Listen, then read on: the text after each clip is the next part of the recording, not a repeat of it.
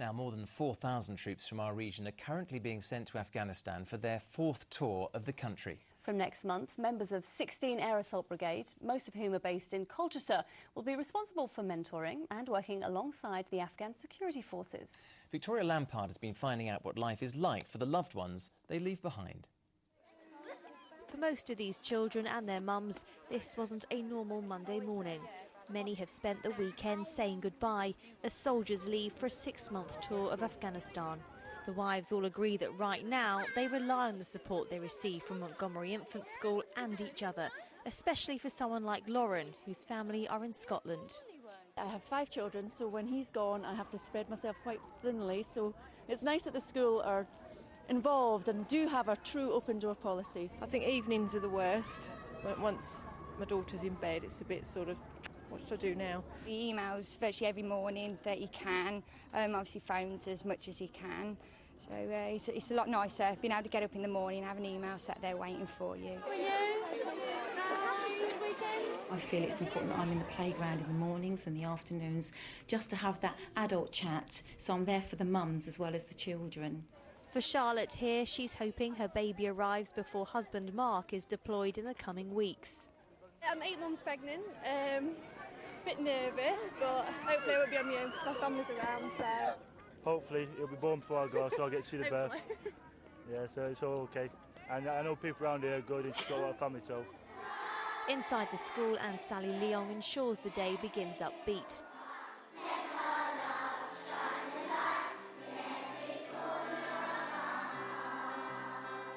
But with 85% of pupils here from military families, Afghanistan is never far from their minds.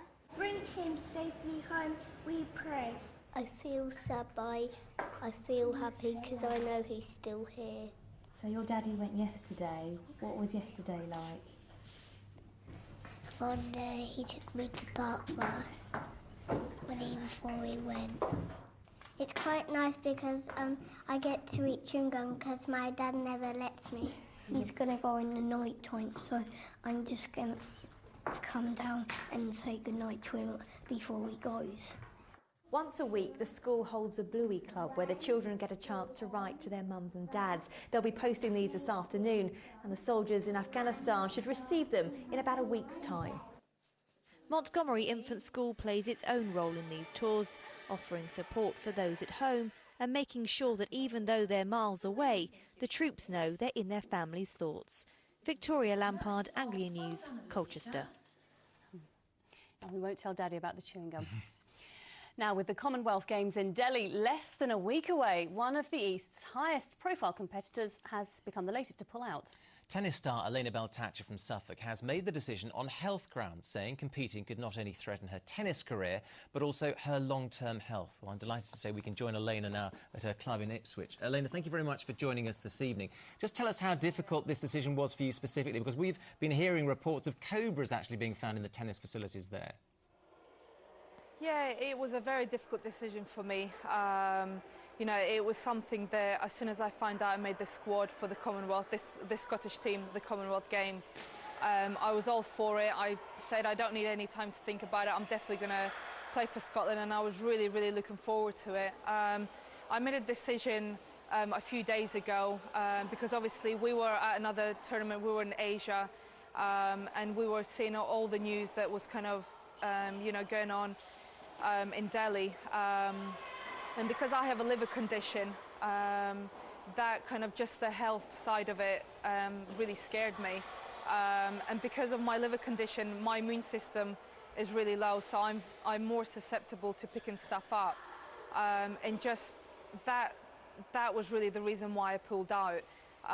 It's very disappointing, and you know, like I said, it was a very, very tough decision for me, but I do feel that my health has to come first.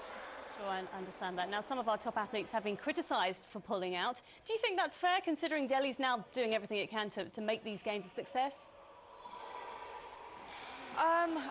You know, I think athletes, some of the athletes, you know, are going to be pulling out with injuries, or whether they feel that there's a safety issue or a health issue. I think that it is up to the individual athlete. because I think that if you're going there and you don't feel 100% safe, or you feel that you're at risk, you're not going to be performing very well. So I guess it depends on the individual. All right, Elena Baltacha, thank you very much indeed for joining us this evening, and thanks for taking us through that. Thanks. Thank you. Well, it's great to have you. A new centre to deal with serious sexual crimes in Essex is opening next year. Serious crime units are also being set up in the hope of improving conviction rates. Lorna Ramsey reports. This is the future of providing support for victims of sexual assaults in Essex. Oakwood Place, next to Brentwood Community Hospital, opens at the beginning of next year. Its aim is to give victims all the help they need under one roof. It's hoped to work alongside a new structure of policing that will be in place by December. Key role for us is to protect the most vulnerable from the most dangerous. It's important to stress, though, that there are very, very few victims of serious sexual crime in Essex, but it's very important that we find new ways to support them and ensure that we convict as many people as possible. Essex Police has been criticised recently for failing a vulnerable victim. 10 days ago, the Independent Police Complaints Commission said Essex Police had failed to investigate sexual assaults because the victim had a history of mental illness.